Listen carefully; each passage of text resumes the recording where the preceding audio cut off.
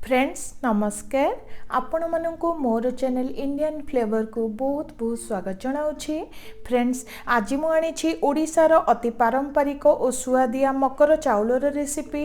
यही मकर चाउल को स्पेशली मकर संक्रांति रे बनाती सेमिति मध्य बनाई पारिबे। आशा करुछि आज रही रेसिपीटी पसंद आसीबो।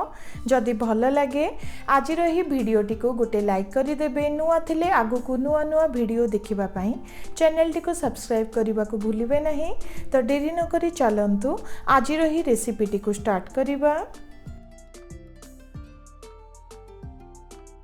मकर चाउल पाई एही सब सामग्री को नेछि। एठी देखंतु गोटे कप हेबो अरुआ चाउल को भिजाई रखिछि। एठी मने रखिबे मकर चाउल अरुआ चाउल रे ही होई थाए ओ भलो भाबरे भिजिबा दरकार। एठी देखंतु 4 रु 5 चमच हेबो चीनी को नेछि। एठी स्वाद अनुसार आपण माने नेई परिबे। अल्प टिके गोलमरीच को गुंड करी नेछि। ता सहित देखंतु प्राय 3 रु 4 चमच हेबो खीर को नेछि। एठी किछि नाशपति और कदली को छोटिया छोटिया खंडरे काटी नेछि। एठी आपण माने आपण मानक हिसाब रे फ्रूट्स को नेबे। ता सहित अल्प टिके नड़िया कोर और नड़िया खंड को नेछि जहा द्वारा बहुत सुंदर टेस्ट आसीबो।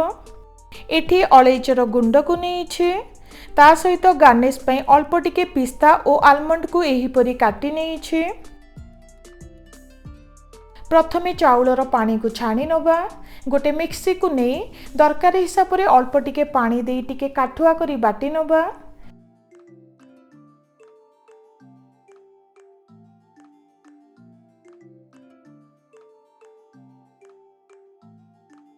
फ्रेंड्स एठी मने रखिबे अधिका पानिया होई जाए तो मकर चाउल आमर प्रस्तुत हेबो नाही। टिके बहलिया करी बाटी नेबे। देखंतु बाटी नेले एही परी ही रहिबा दरकार। अधिका काठुआ नुहे कि अधिका पानिया नुहे एही परी ही रहिबा दरकार। एबे गोटे पात्र को काढी नबा।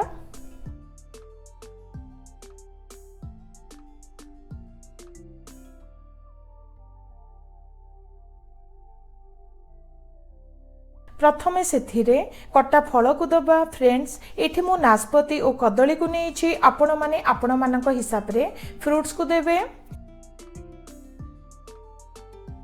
सेथिरे नड़िया कोर और नड़िया खंड को देउछि। ता सहित 2 रु 3 चमच हेबो खीर को देबे।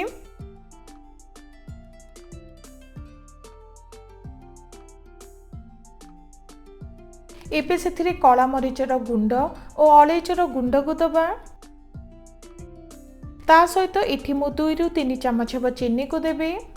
एठी आपण माने स्वाद अनुसार चीनी को देबे।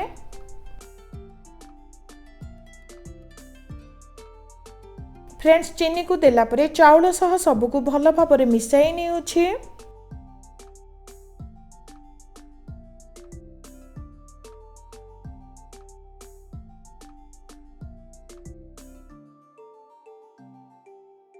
देखंतु मकर चाउल आमर प्रस्तुत हो गला। एबे गोटे पात्र को काढी नेउछि।